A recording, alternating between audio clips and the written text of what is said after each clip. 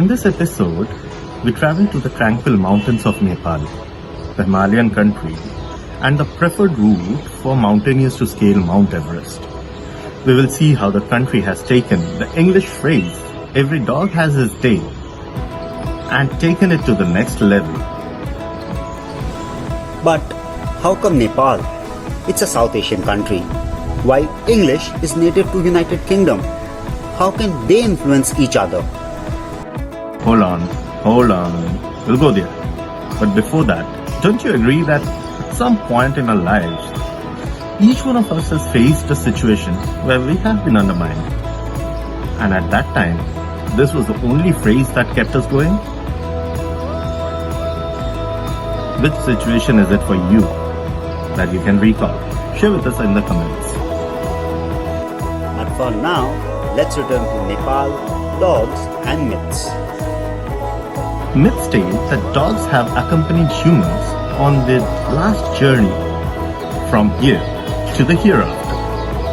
In fact, there are multiple references across mythology spread across the world which believe that either a dog or a wolf or a god resembling either have journeyed with the souls to the hereafter, guiding them.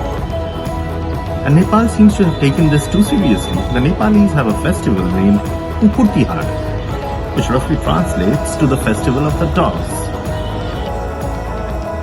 Festival of dogs? Sounds woof, woof. It's like celebrating Snowy from Tintin.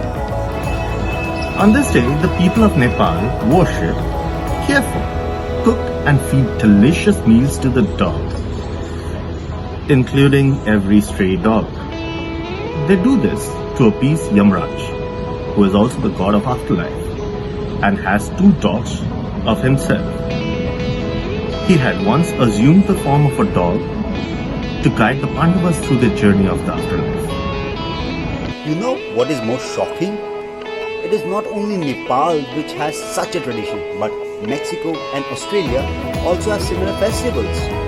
It seems that the love for dogs is as ancient as mythologies.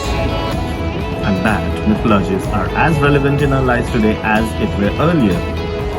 Namodhyam Eva Satyam.